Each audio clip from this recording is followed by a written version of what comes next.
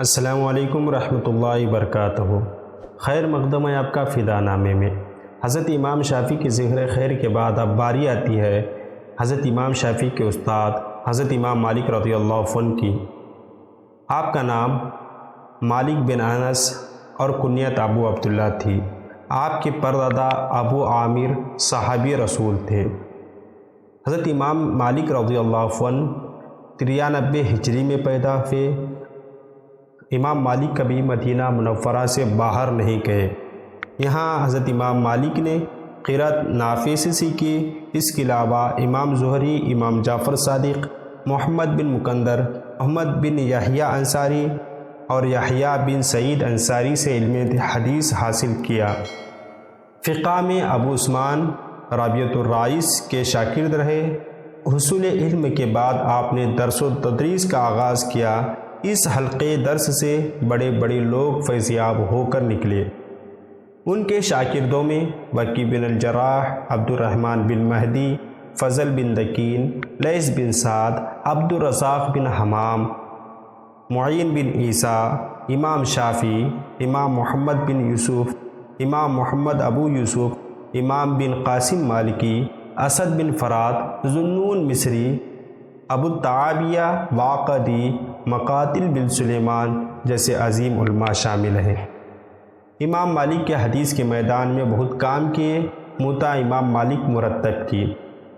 آپ کی اس کتاب کو حدیث کی پہلی کتاب ہونے کا درجہ حاصل ہے۔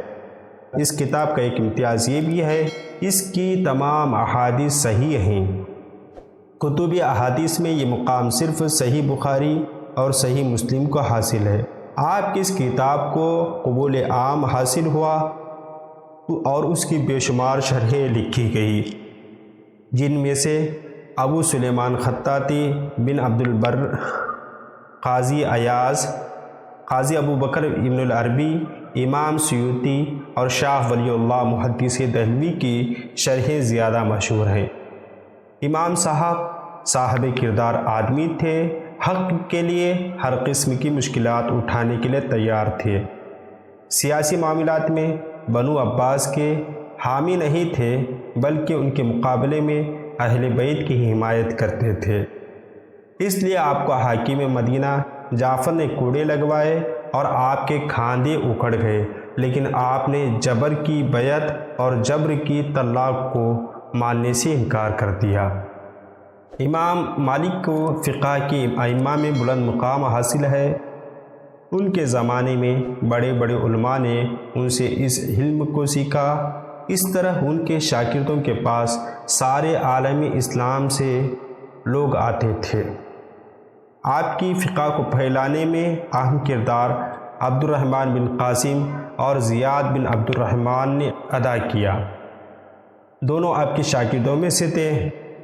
آج کل مصر، سوڈان، اندلس، قطر، بحرین، طرابلس اور تیونس میں اس مسلک کی اکثریت ہے۔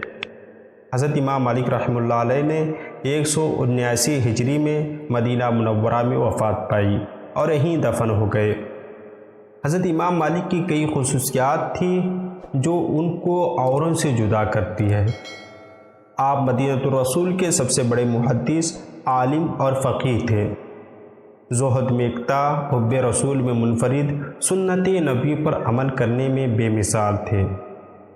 موطا امام مالک اہل علم کے حلقے میں اسہل کتاب بعد کتاب اللہ مانی جاتی ہے۔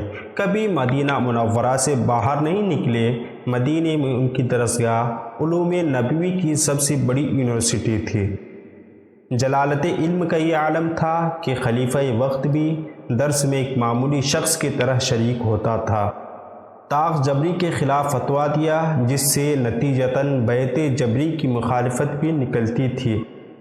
حکومت مخالف ہو گئی، گرفتار ہوئے، تشہیر کی گئی، کوڑے مارے گئے، مگر کوڑے کی ہر ضرب پر جب تک زبان چلتی رہی یہی کہتے رہے، میں مالک بن انس فتویٰ دیتا ہوں کہ طلاق جبری حرام ہے۔ فقہ مالکی کی کئی خصوصیات ہیں۔ اس فقہی اصول کا انحصار زیادہ تر کتاب، سنت اور اقوال پر ہے۔ اس میں مصالح مرسلہ کے ذریعے اجتہاد کیا جاتا ہے۔ اس میں عمل اہل مدینہ کو بھی فقہی ماخذ قرار دیا گیا ہے۔ اس میں تصنیف و تالیف کا زیادہ چرچا نہیں، اس میں سادگی کا عنصر ہے۔ اس کے پیروکار اہل حدیث کہلاتے ہیں۔ علمی مسائل حل کرنے کا دائرہ محدود ہے۔ یہ امت مسلمہ کی تیسری سب سے بڑی فقہ ہے۔ حضرت امام مالک کا وہ واقعہ بھی بڑا مشہور ہے کہ آپ ایک مرتبہ درس دے رہے تھے، دوران درس کہیں سے آپ کے جسم پر، آپ کے لباس کے اندر ایک بچھو داخل ہو جاتا ہے اور آپ کاٹنے لگتا ہے، اور جب آپ اسی حالت میں درس دینے لگے اور آپ پسینے سے سرابور ہو چکے تھے، آپ کا چہرہ درد کی وجہ سے سرخ ہو چکا تھا، جب درس ختم ہوا، جب جبہ مبارک نکالے تو جسم میں سے بچھو نیچے گر جاتا ہے۔ حضرت امام مالک کی بارگاہ میں شاگردوں نے عرض کی، حضرت آپ نے اتنا درد کیسے برداشت کر لیا؟ حضرت امام مالک فرماتے ہیں، بیٹا یقیناً میں حدیث رسول صلی اللہ علیہ وسلم کی تعلیم دے رہا تھا، مجھے یہ گوارا نہیں تھا کہ اپنے درد کی وجہ سے حدیث کی تعلیم کو ترک کر دوں۔ آپ سے درخواست ہے کہ آپ ہمارے اس ویڈیو کو لائک اور شیئر ضرور کریں۔ انشاءاللہ پھر ملتے ہیں اگلی ویڈیو میں۔ السلام علیکم۔